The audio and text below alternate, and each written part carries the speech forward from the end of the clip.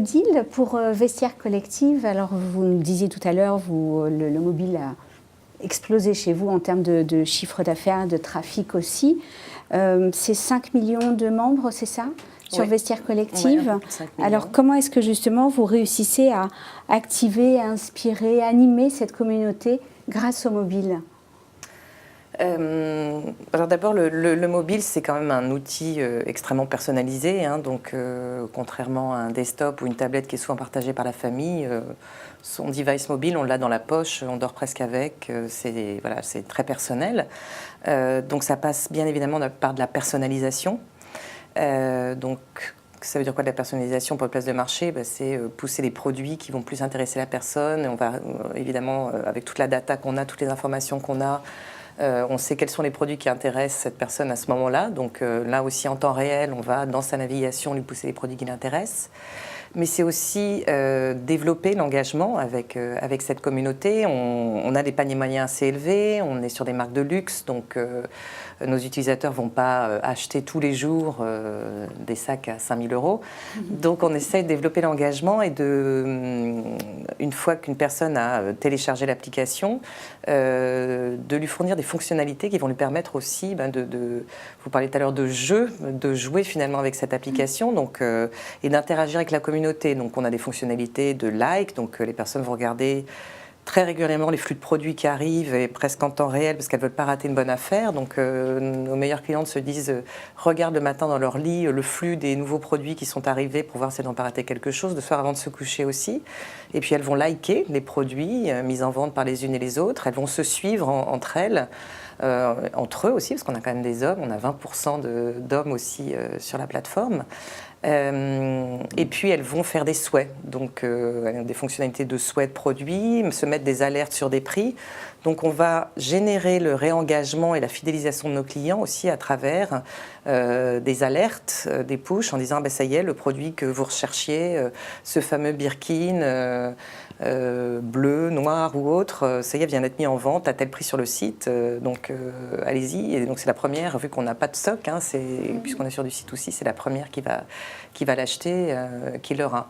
On met aussi en place dans cette partie un peu jeu, parce que voilà, on se dit aussi, Vestiaire Collective est un peu un fashion playground, des possibilités de négociation. Donc elles avouent de faire plusieurs négociations de prix, donc acheteuse-vendeuse en disant je voudrais, est-ce que vous me vendez à 5% de moins? Et la vendeuse dit non, je vous fais que 2%, etc. Et donc finalement, elle conclut la vente.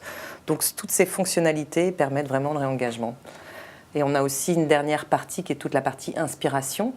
Donc on a une rédactrice en chef au sein de Vestiaire Collective, une équipe de stylistes, de merchandisers, de rédacteurs qui vont régulièrement faire des sujets autour de la mode, interviewer des personnes connues dans la mode, expliquer comment il faut porter tel et tel le manteau, les sandales de l'été, etc. Même faire des sujets un peu lifestyle. Donc les personnes vont aussi venir et utiliser leur mobile pour lire du contenu. Voilà. Tout le volet recrutement, vous nous avez commencé à l'évoquer en introduction. Oui. Comment ça se déroule concrètement pour justement aller chercher des nouveaux membres et enrichir cette communauté? Alors, comme la Française des Jeux, on ne va pas faire de télé parce qu'on a une cible très particulière. On va cibler donc, principalement les femmes, CSP++, qui aiment la mode. Donc, on travaille très bien avec Facebook, notamment, pour générer des downloads d'applications.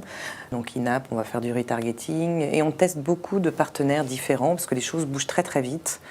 Et donc, il y a beaucoup de choses malines à faire dans les différents pays. Donc, c'est aussi comme ça qu'on va fonctionner. Mais une fois qu'on a généré un download, on va regarder aussi la valeur que ça génère. Puisqu'évidemment, quelqu'un qui télécharge l'application, mais qui n'en fait aucun usage et qui n'achète rien, ça ne sert à rien. Donc, on va regarder aussi la valeur de ces downloads générés. Et donc, grâce à tous ces outils, toutes ces fonctionnalités d'engagement, on va petit à petit développer la valeur client.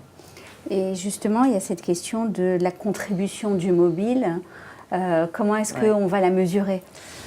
Donc sur les problématiques de contribution, en effet, donc on va aussi avoir une partie de nos investissements, on la pousse de plus en plus, et c'est un peu vrai ce que vous disiez Thomas tout à l'heure sur, oui, on est mobile first et on réfléchit sur un petit écran, mais en termes d'investissement marketing, quand je vous disais qu'on a 55% de notre volume d'affaires qui est fait sur mobile, notre budget, il n'est pas, notre budget d'acquisition, de performance, n'est pas à cette hauteur-là. Mais on en a pris conscience déjà il y a un moment et on le pousse de plus en plus.